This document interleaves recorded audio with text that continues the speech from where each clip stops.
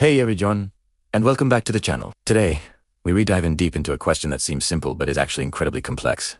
What really started World War I? Now, if you ask most people, they'll probably tell you it was the assassination of Archduke Franz Ferdinand of Austria-Hungary in Sarajevo. And while that event was definitely the spark that lit the fuse, it's far from the whole story. The truth is, Europe in the early 20th century was a powder keg just waiting for a reason to explode. The real causes were much deeper and had been building up for decades. Think of it like a massive, intricate game of dominoes. The assassination was just the first domino to fall. The real problem was the dominoes themselves, a complex and fragile system of alliances, ambitions, and tensions that had been carefully arranged across the continent. For years, the great powers of Europe had been caught in a tangled web of treaties. You had the Triple Entente, which was a friendly agreement between France, Russia, and Great Britain. On the other side, you had the Triple Alliance, a pact between Germany, Austria-Hungary, and Italy. These alliances were meant to keep the peace by creating a balance of power. The idea was that an attack on one nation would be an attack on all, making any country think twice before starting a war. But in reality, it created a situation where a small, regional conflict could quickly spiral into a massive,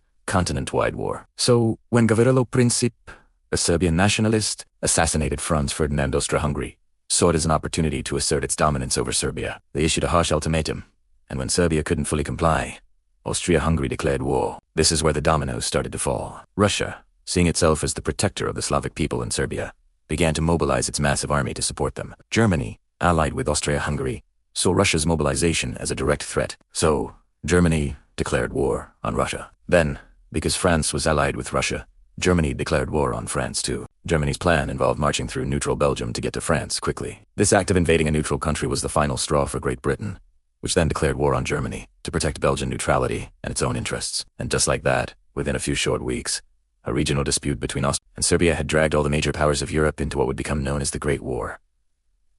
It wasn't just about one man's death. It was about nationalism, imperialism, a massive arms race, and this incredibly dangerous alliance system that turned a spark into a global inferno. So, the next time someone says World War I was just about an assassination, you'll know the much bigger, more complicated story behind it all. Thanks for watching, and if you found this interesting, make sure to like, subscribe, and hit that notification bell for more deep dives into history. See you next time.